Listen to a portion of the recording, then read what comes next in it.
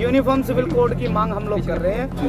14% आदिवासी है सर, उसको uniform civil code से प्रॉब्लम हो जाएगी। उसको संविधान में कुछ अलग प्रावधान है।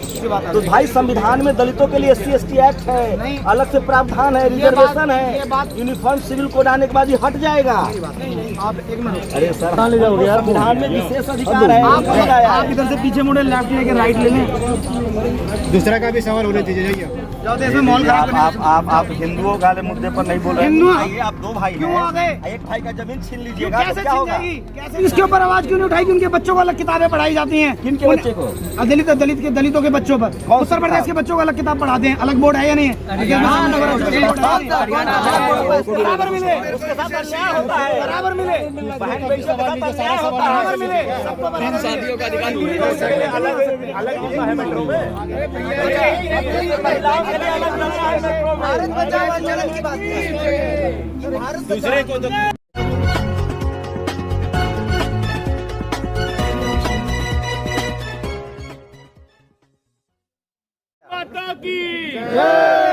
मेरे पास एक मैसेज आया कि देश के हिंदुओं एकजुट हो जाओ, जंतर मंतर पर आओ।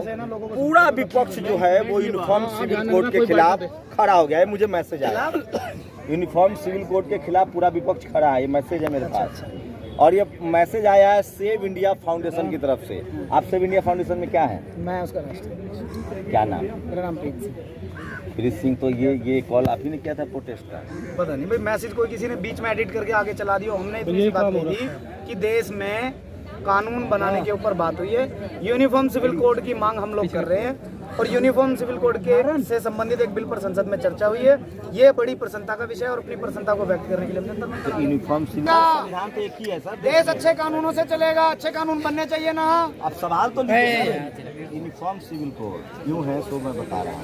इस देश में कई धर्म है, सिखों को कुछ विशेष अधिकार है कि वो कृपान ले सकते हैं, वो पगड़ी बांध सकते हैं, वो ट्रेन में। हम और आप अगर हम हिंदू हैं नॉर्मल, तो अपना कुछ जो उनके जो 5 जो शस्त्र हैं ना, वो लेके चल सकते हैं। ये यूनिफॉर्म सिविल कोड है। इस देश में 14% आदिवासी है सर, उसको यूनिफॉर्म सिविल कोड से प्रॉब्लम हो जाएगी। उसको संविधान में कुछ अलग प्रावधान है। इस देश में देवभूमि है उत्तराखंड, हिमाचल, वहाँ के हिंदुओं को कुछ स्पेशल प्रावधान है, संविधान में दिया हुआ है। भारत देखिए ना भाई, भारत के डेमोग्राफिक, और जब आदमी 2 शादी नहीं कर सकता है, अब बताइए कि इससे हिंदुओं का तो सबसे ज्यादा नुकसान हो जाएगा। आदिवासी कह रहा है, अच्छा आदिवासी कह रहा है कि हमें यूनिफॉर्म सिविल कोड नहीं चाहिए, हमारा तो सारा अधिकार छीन जाएगा। उससे आने से आदिवासियों को नुकसान हो जाएगा। समानता आनी चाहिए या नहीं आनी चाहिए? सर समानता नहीं, सबके लिए व्यक्तिगत कानूनों की आवश्यकता है। ये कौन सी बात है? तो भाई संविधान में दलितों के लिए SC/ST एक्ट है, अलग से प्रावधान है, रिजर्वेशन है। यूनिफॉर्म सिविल कोड आने के बाद ये हट जाएगा। आप एक मिनट, अरे सर कहाँ ले जाओगे यार, संविधान में विशेष अधिकार है।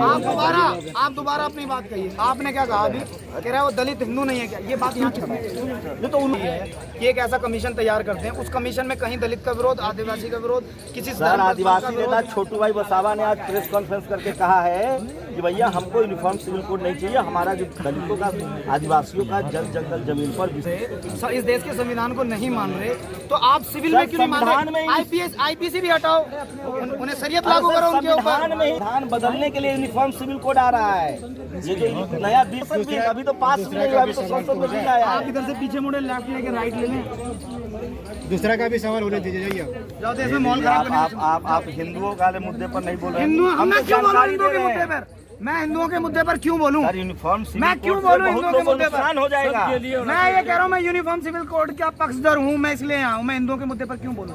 जब बात देश हित की हो रही है तो हिंदू मुसलमान, हिंदू और दलित कहाँ से आ गए? कहाँ से आ गए हिंदू और दलित? बताइए, आप 2 भाई क्यों आ गए? एक भाई का जमीन छीन लीजिएगा, कैसे छीन जाएगी? कैसे छीन जाएगी? यूनिफॉर्म सिविल कोड आएगा, कैसे छीन जाएगी? तो आदिवासी, दलित, महिलाओं के अधिकार खत्म हो जाएंगे। कैसे अधिकार खत्म हो जाएंगे? मुझे बताओ। अधिकार है कैसे? ड्राफ्टिंग है, आपको नहीं पता है? दिखाओ। उत्तराखंड में जमीन नहीं खरीद सकते। आपने कभी इसके ऊपर आवाज क्यों नहीं उठाई कि उनके बच्चों को अलग किताबें पढ़ाई जाती हैं? किनके बच्चे को?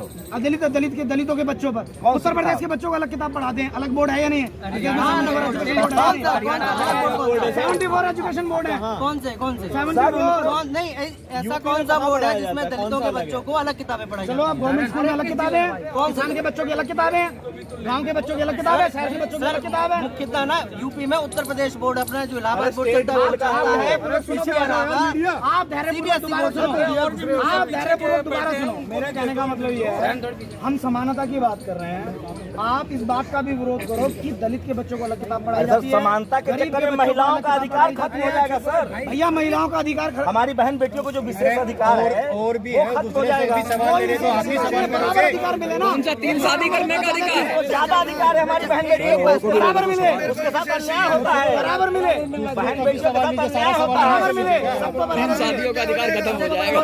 जो लोग पहाड़ों में रह रहे हैं, जो लोग ट्राइब्स हैं, जो लोग जैसे आदिवासी हैं, उनको अगर विशेषाधिकार सारे अधिकार बराबर मिले, अगर उनको विशेषाधिकार प्राप्त सारे है, अधिकार बराबर, ये क्या कोई बात नहीं सारे अधिकार बराबर मिले, सर आदिवासियों को अलग अधिकार सारे है, अधिकार बराबर मिले, सिखों को अलग अधिकार है, जैन को अलग अधिकार है। अगर सबको संविधान बराबरी का अधिकार देता है। बराबरी कहाँ रहेगी सर? वो दोनों जंगलों में बराबरी। रहे, बराबर जंगलों में रह रहे, उनको बराबरी कैसे कर सकते हैं आप? सरकार उनका विकास करेगी। सरकार उनका इतने सालों से सरकार विकास नहीं कर पा अरे भाई रही। इसीलिए तो सरकार विकास हटा दी। विशेष सालों से नहीं करी थी, तो वो चली गई। भैया विशेषाधिकार विकास के लिए अलग अलग होता है मेट्रो में। महिलाओं के लिए अलग होता है मेट्रो में। भारत बचाओ आंदोलन की बात है। ये भारत दूसरे को तो